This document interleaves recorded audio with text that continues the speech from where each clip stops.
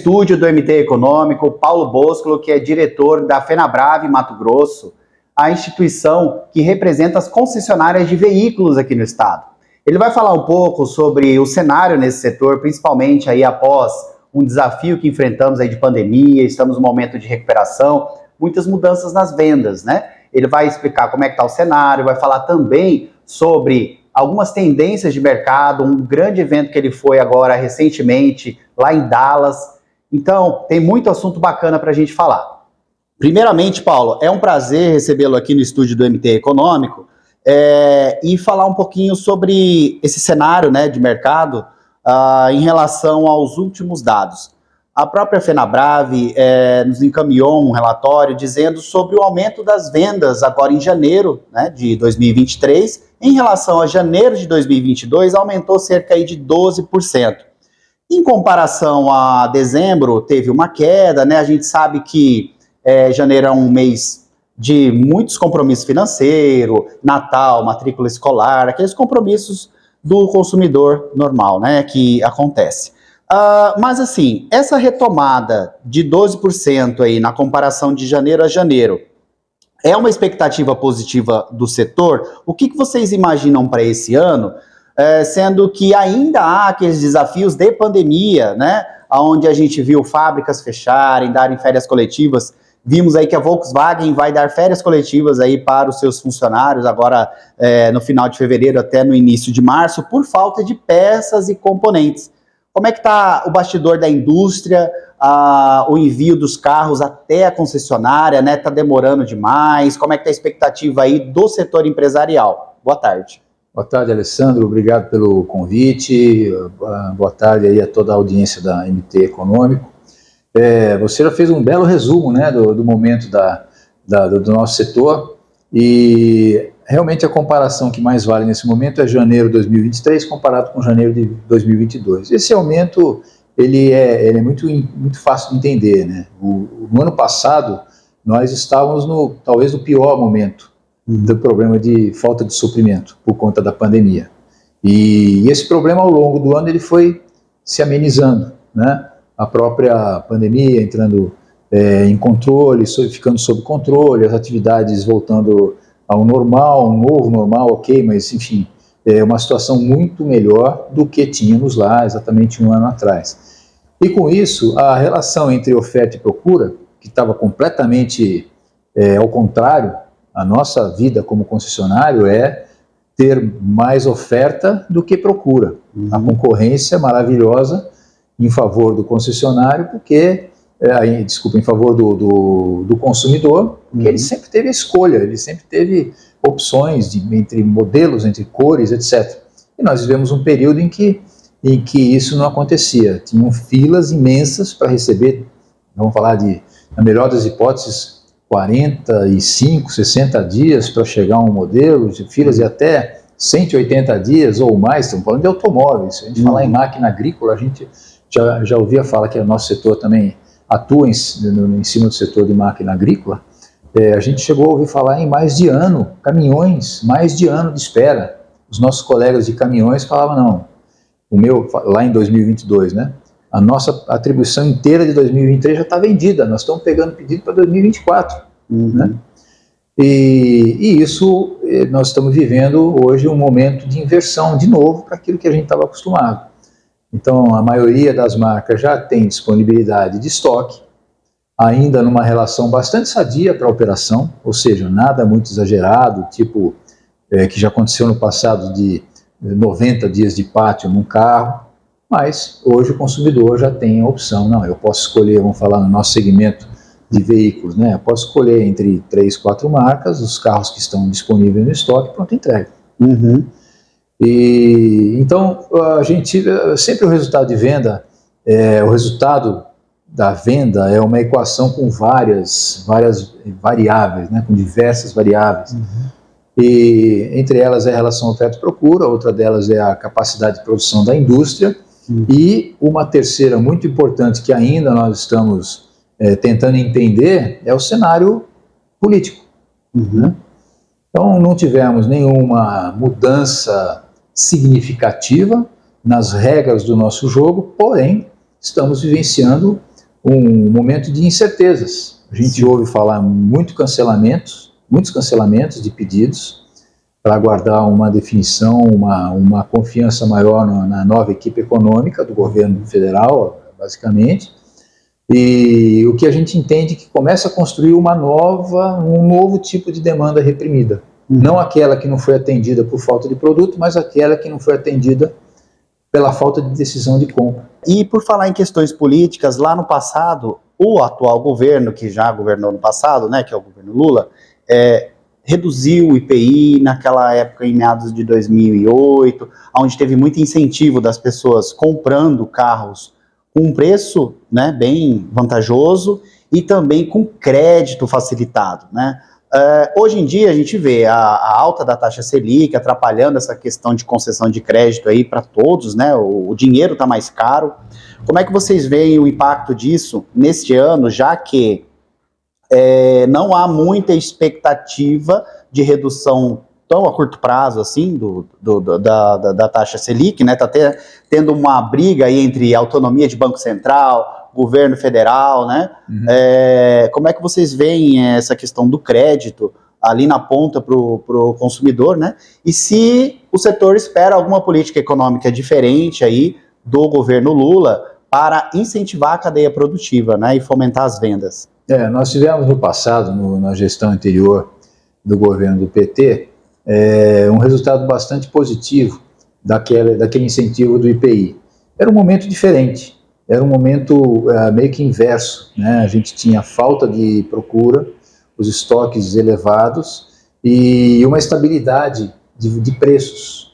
Na estabilidade de preço, o efeito na época dava em torno de 1,5%, dependendo do modelo, 1,5% a 2% de vantagem no preço do carro. Ele era muito mais psicológico. O cliente ia na concessionária entendendo que ele tinha uma boa oportunidade de compra do que propriamente de valores. Foi um sucesso. Hoje, até foi feito um movimento semelhante agora, recente, ainda no governo do presidente Bolsonaro, mas a loucura que estava a questão de preço era tão grande que o fator redução de IPI acabou praticamente desapareceu, né, na formação de preço. Lembrando que a formação de preço depende basicamente de três fatores. Primeiro é o custo direto. Né? Os componentes. Informando até para a sua audiência, por que os carros aumentaram tanto de preço? Né? Primeiro porque os custos aumentaram. Os fornecedores, na falta de produto, aumentaram assim absurdamente em escala geométrica, mês após mês, os preços dos componentes. Isso por si só já seria suficiente para justificar algum aumento. Além disso, imagina uma indústria que tem a capacidade instalada para X mil veículos mês, né? Pela falta de componentes, ele vai fazer aquilo dividido por 2, ou até menos. Uma Mitsubishi, por exemplo, que é a marca que eu sou concessionário, estava numa escala de produção em torno de 2 mil veículos por mês. Na pandemia estava conseguindo produzir menos de 1.000. Você imagina quanto que isso carrega no custo fixo da operação, para você absorver todos esses custos num volume menor. Problemas à parte, problema da montadora, uma consegue absorver mais ou outra consegue absorver menos isso. Tem um terceiro fator que é soberano, que não adianta, ninguém conseguiria aplicar os aumentos que foram aplicados se não fosse esse terceiro fator, que é a regra mais antiga e inquestionável do mercado, que é a lei de oferta e procura. Né? Enquanto tinha um mercado comprador, lembrando que o consumidor hoje, o comprador do veículo, se divide praticamente na metade, entre o consumidor como eu, como você, o usuário do dia a dia, aquele que tem o carro para andar com a família, para viajar, e a outra metade são os frotistas, que precisam dos carros, dos veículos, das máquinas, dos ônibus, dos caminhões, das máquinas agrícolas, como ferramenta de trabalho. Sim. Não é uma escolha, não é um luxo comprar ou não comprar. Né? Então, essa necessidade acabou virando, se não tivesse esse mercado comprador, provavelmente não teriam os aumentos, mas provavelmente teriam muito mais demissões, muito mais empresas fechando, muito mais indústrias abandonando o país. Quero ser aquele cara que um dia falou que máquina fotográfica digital não tinha futuro, porque nunca ia deixar de acontecer o filme e tal, não sei o quê. Tome cuidado, porque a gente sabe que a tecnologia, a capacidade do homem de desenvolver essas novas tecnologias é gigante. Só que Uma coisa é a capacidade de desenvolver, outra coisa é tornar aquilo uma coisa funcional. E a gente começa a enxergar a mesma coisa quando a gente começava a falar em 3, 4, talvez 5 anos atrás, a história do carro elétrico. Essa discussão do carro elétrico, ela não vai deixar de acontecer nunca mais. Mas não por conta de economia de combustível ou por conta de nada disso, é por conta da questão de descarbonização do planeta. Sim, é uma necessidade. Isso vai no combustível, vai no carro, vai onde você descarta o seu lixo da sua casa, vai aonde a energia que ilumina a sua casa, e isso aí vai continuar acontecendo. Porém, aquilo que se falava, e muita gente até fala até hoje, determinada marca a partir de 2035 vai ser 100% elétrico. Determinado país, a partir de 2035, tem que ter 50% da frota circulante elétrica. Isso tudo esbarra numa série de questões. Desde a produção das baterias elétricas, pelo menos hoje, salvo alguma coisa que se faça nesse sentido, isso demora tempo. As fontes de extração desses minérios, do lítio, do urânio, são basicamente em minas, em países que não têm o menor cuidado com a legislação, a questão humana, são condições subhumanas, legislações totalmente que beiram a escravidão. E outra, numa hipótese de que daqui a tantos anos, aí vamos falar em 5, 10 anos, a gente tenha essa frota inteira, como se fosse possível num passe de mágica, substituir toda a frota de carros a combustão por elétrico, em um espaço semelhante, mais 5, 10 anos, teria acabado a reserva desse minério no mundo. E também é esgotável, assim como o petróleo. Né? Sim, não é uma fonte tão abundante, né, como a água, o sol, né? Além disso, tem outras questões de conveniência que têm que ser desenvolvidas também. Por exemplo, óbvio que tudo isso tem evoluído numa velocidade gigantesca, mas ainda tem que evoluir muito para o consumidor, por exemplo, ter uma autonomia satisfatória, que ele possa, por exemplo, planejar uma viagem daqui para São Paulo, daqui para uma praia, enfim, uma viagem de mais de 500 quilômetros, hoje é um baita desafio. A pessoa tem que chegar no lugar, conectar o carro e esperar um período longo de carga. Então, enfim... Assim, enquanto as pessoas vão nos postos, às vezes ficam olhando no relógio para abastecer em 10, 15 minutos, né? Imagina ter que esperar 4 a 6 horas. Hoje, na melhor das hipóteses, assim, de flash para 80% de carga, para uma autonomia de mais 400 quilômetros, é 40 minutos. 40 minutos, né? Então, isso assim... E isso se achar o posto, né, adequado, né? Porque tem muitos lugares que não tem, né? Tudo bem, mas essa coisa do posto, eu acredito que essa seja a parte mais fácil da adequação. Fazer pontos com mais frequência e tudo mais. Mas, de qualquer maneira, você tem que parar, né? Você tem que abastecer. Uma coisa é você chegar com o seu celular com a bateria fraca, eu vou achar de olho aqui no seu estúdio umas 3, 4 tomadas. Certo. Tomada para conectar um carro, já não é bem assim. Você imagina, por exemplo, num shopping, hoje nos shoppings mais modernos tem lá umas 10 vagas para carro elétrico. Imagina 50% das vagas. Um shopping nosso aqui, um shopping estação, tem, sei lá, 800 vagas. Haja tomada. Nos Estados Unidos, de onde eu estou chegando do Congresso, eles dizem o seguinte: se tudo isso que acontecer de evolução do carro elétrico em 10 anos for verdade, o americano vai ter que triplicar a capacidade de produção de energia elétrica. Porque senão o americano vai ter que escolher, ou ele anda de carro ou ele acende a luz em casa. Não tem como produzir energia, já é deficiente. Imagina, na Europa, as fontes mais, enfim, polui mais a geração de energia para a produção de energia elétrica do que os veículos. Então, isso são desafios. De novo, não quero ser aqui o cara lá da máquina de escrever, que achou que não ia acabar, do filme fotográfico. Nada Será disso. que esse período de adaptação talvez não passe pela jornada do carro híbrido, né? Porque Exato. o carro híbrido, ele se autoabastece, né? Aí você Com falou a própria energia dele. Aí você falou tudo. É o híbrido, basicamente em cima do combustível renovável. Nesse ponto, o Brasil e o Mato Grosso estão bola da vez por conta da produção de etanol, etanol de milho, né? E é renovável, é limpa, gera emprego nas indústrias. Hoje praticamente não existe mais cortador de cana, mas eu tive visitando algumas indústrias aí de produção de óleo de etanol de milho, é uma maravilha. Maravilha, o desenvolvimento que traz para as regiões do agro são fantásticos, é um negócio espetacular. E agora, o elétrico, a tecnologia do elétrico, assim como o autônomo, vai ter o seu lugar, sem dúvida nenhuma, em uma parcela importante, tá? Nas cidades com maior densidade, em alguns trabalhos específicos, em que é possível um frotista trabalhar durante um período e ficar realmente com o veículo carregando a bateria, né?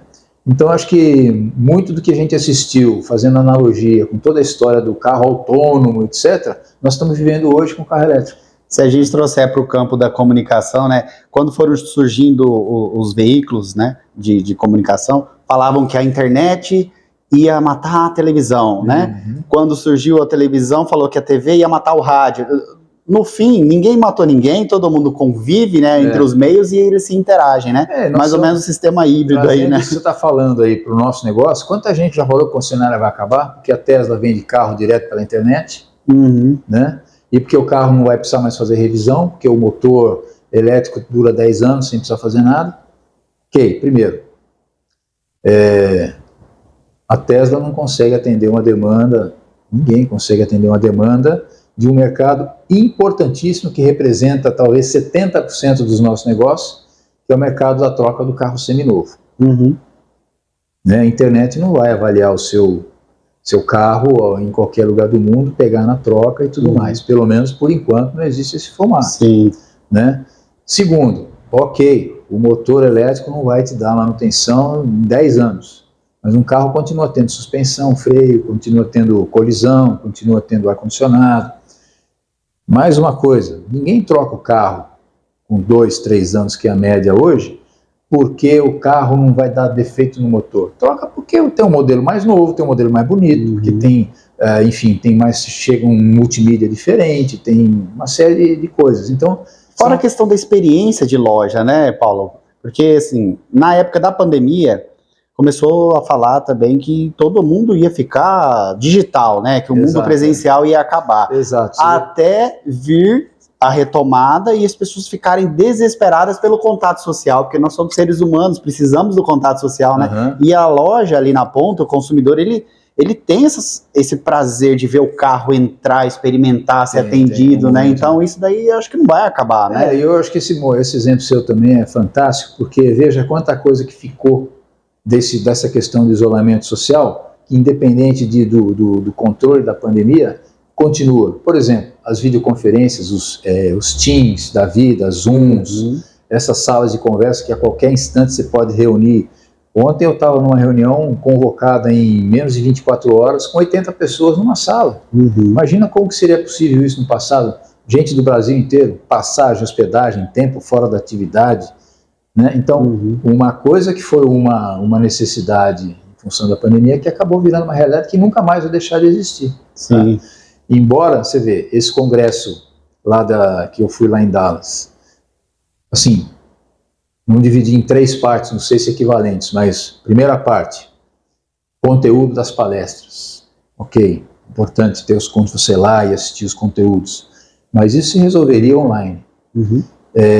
A Expo, que são as exposições de tanta coisa bacana, tanta novidade, equipamento, software de gestão, 5 mil congressistas, 180 brasileiros lá, no networking, encontrar gente, troca de experiências, né? Troca de gente buscando novos parceiros em outras regiões, gente conhecendo novos fornecedores para fomentar negócio por aqui, né?